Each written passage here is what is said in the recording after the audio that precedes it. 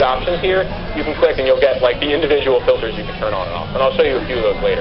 When you go down, you can click up here where it says cancel right now. It will change to go up to the previous section.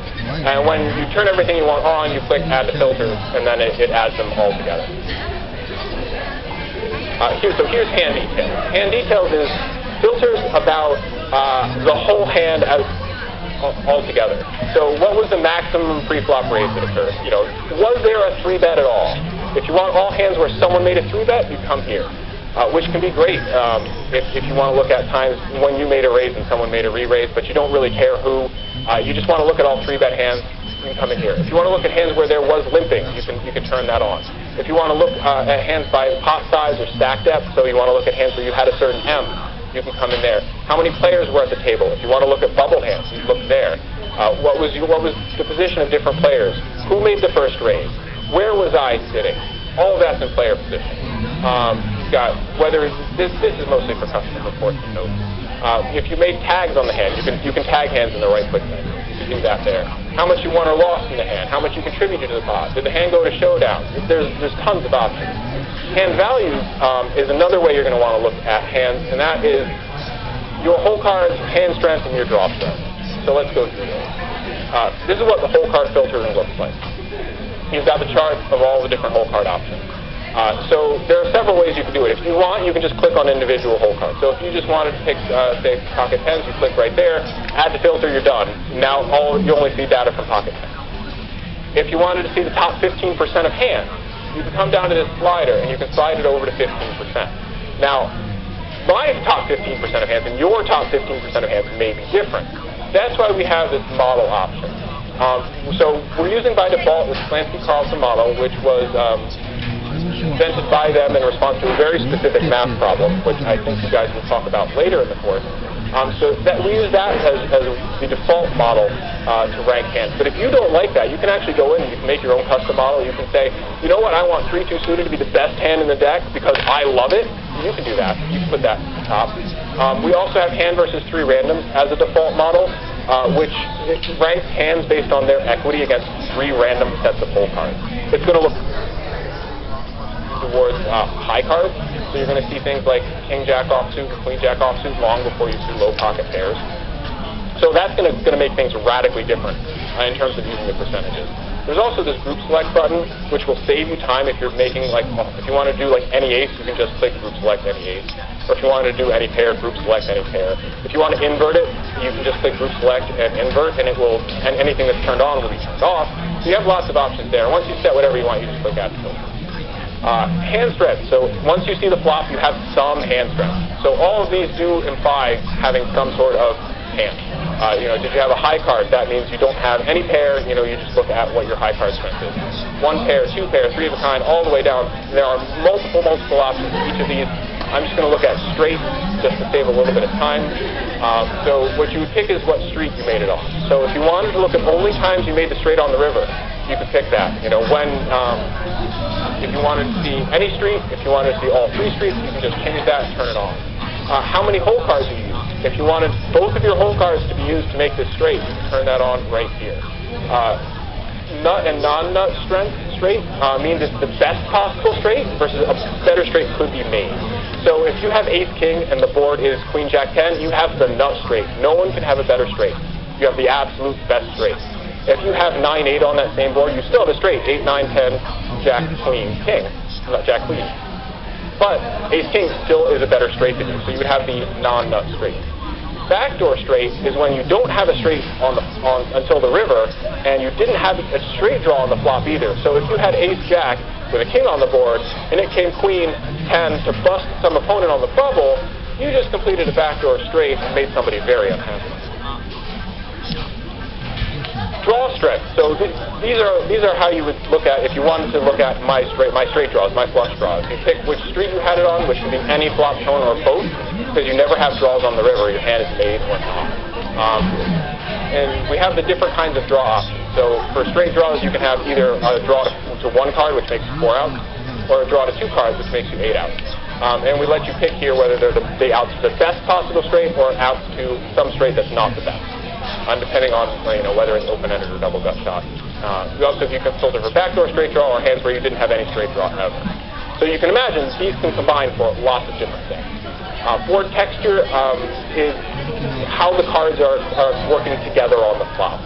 If you wanted to look for a flop with any ace, you'd go into board cards and you could pick ace on the flop. If you wanted to look for the turn paired the board with the flop, you'd go into board pairing to the turn section, and that one's there. If you wanted to look for times the flop was all three clubs, so you want monotone, you would go into board suits and you'd pick all three cards of one suit for the flop. Board connectedness is like 10-9-8 is considered a connected flop. 10-9-7 is a little less connected. So all of those kinds of options are in there. So you can be really specific about picking the situations to filter for. Now, actions and opportunities is the last section, but in some ways it's almost the biggest because these are actions you had or opportunities you had in hand sequence. So this includes bets and sizing, raises face, raise sizing, calls, folds, opportunities, you name it. So we're going to look at pre-flops just quickly so that you get an idea. If you want to look at hands where you voluntarily put money in pot, turn that on. Post blinds, raises, calls, folds, opportunities, all of these are here to let you filter for times you made a 3-bet, times you faced a 3-bet, times you folded to a 3-bet, times you had a chance to face an all-in, that would be an opportunity. Action sequence is your specific action. So your first action is raise and your second action is call. Let's bring those up. Bet sizing, I want to look at times I made a 3-big blind open raise. You can bring those up. Actions and counter sizes is what someone else did and it came to me. So they made an open raise of 3 big blinds and it came to me. That would be in there. And we have those for flop, turn, and river. If that's not enough and you need more stuff, you can combine these. So you can highlight them. So this is what it looks like after you click add the filters. So we've added 2. Sizes calculated in big blinds. Actions faced, 2-bet pre-flop between 2 and 3. So that means that someone made a 2 to 3 big blind open before the flop, and we faced that raise. That's that filter. And this is, we made a first raise pre-flop with between 2 and 3 big blinds. Now, it should be obvious, these will never happen together. So if you leave these on with N and you click save and apply to all filters, you will see no data anywhere, because that can never happen. So what you might want, however, is you want to see any of these 2 times. So you're looking for hands where someone made that 2 to 3 big blind open. I want to see how it affects things on the turn, let's say, because those are the spots I want to look at now. That's what the OR select. So you'd use OR. This is inclusive OR. So any of the times that match either one of these 2 spots will come together. And when you click that, it says OR, and you get the 2 filters together. And you can also click ungroup once things are grouped together, and you can split it back up. You can use AND if you want to make nested deeper logic, and not will negate things. So if you wanted to look at, and if you wanted to negate, facing it, times you made a 2-bet of that size, you can just click on that one and click not. It's not highlighted here because you can't not 2 things. And you can see all other situations. So, as you can imagine, making a complicated situation is going to take you some time, and it's going to take you a little work to get used to it. That's why we added this save as quick filter option. So once you've made it, you don't have to make it again, which is fantastic, because if you spend half an hour on one of these things, you don't want to click clear filters and never see it again. So you just click save as quick filter and type your quick filter name and click OK, and then you're done. It is now saved for the future.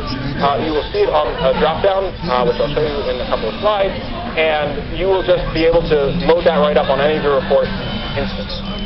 On the other side, we have this Edit Quick Filters button, and when you click that, it shows any saved quick filters you have. When you click on it, it shows you what they are. You can rename them, delete them, you can load them, which is awesome when you have multiples. If you want to put them together, you can load one and then come over here and load the other one, and you can append them together, so you don't have to you can make like several pieces and then put them together really fast. We also have them available for free download on our website, and then you would import them right here. If you wanted to export them and give them to your friends, you wanted to, you said, let's all make a group of filters together, we'll split up the sample, and you make these, I'll make these, and then you want to give them all to each other, great, you just export them, give them to each other, save you a whole bunch. And this is the drop-down in the sidebar, so you see, like once we've made this quick filter, you just pick it, click that, and you're done. Now that filter applies to all of the reports on the other side. So I've talked a lot about stats, and I hope you're sitting there wondering, what are these things? How can I find out more about them? Like, I want to know about it, but there's so much going on. So the way these work is the vast majority of stats in our software will tell you what percentage of the time somebody did something given that he had a chance to. So it's this very simple mathematical formula. How often did he do it? How often did he have a chance to do it? Turn it into a percentage. Done. How often did he have a chance to 3-bet? Divided by how often did he actually 3-bet? Divided by how often he had a chance to 3-bet. Multiply it by 100. If it's 1% of the time when he 3-bets you, he has a hand. So let's go through a few examples. VPIP we've already talked about a bunch. So it's the percentage of the time a player chose to put money in for the flop. This is considered like one of the staple stats because it really speaks to how much a player is involved in the pot. If you've been sitting at a casino and you see a guy that's just splashing money every hand, he's playing every hand, he doesn't care, his VPIP is very high. And it's easier to think about that player when you start building models in your mind of what do players who have VPIP do. And you can start to categorize players by like VPIP numbers. So someone who has a VPIP of 40 is going to have similar kinds of play style to someone else who has a VPIP of 40, even if you don't know a whole lot else, because this one will convert pretty quickly. They will VPIP or not pretty much everything. Raise first in is a little bit more restrictive. But I think it's the one that's really useful for you guys in tournament play. It's the percentage of time a player raises on their first action when everyone is folded to them. So if everyone folds to you and you raised first in the pot. So if you see that be 40% for somebody, they are raising a ton. They are raising almost half of all hands. It's a huge number. If you see, and these can combine, these work together, right? So if someone has a VPIP of 70 and a raise first in of 2, they are calling all the time, but they are not raising ever. So this starts to give you an idea of what kind of player they are. They're the kind of player who just puts money in, but they are not willing to commit to a raise. They don't want to bring the stakes higher. They just want to go along with whatever's happening. And some stats can be super crazy specific. So we've already talked about what 3-bets are. We've already talked about what C-bets are. There is a stat in our system called fold to raise after flop C-bet in a 3-bet or higher pot. That's what 3-bet plus is. 3-bet or higher. So let's break this one down. It means that we made a 3-bet or higher before the flop. That is, we either 3-bet or we 4-bet or we 5-bet or we 6-bet, anything higher. But we made the last raise because we made a C-bet on the flop. So we made some last raise pre-flop that was at least a re-raise. And on the flop we had a chance to bet, and we bet, and they raised us because they raised, and we folded to that specific raise.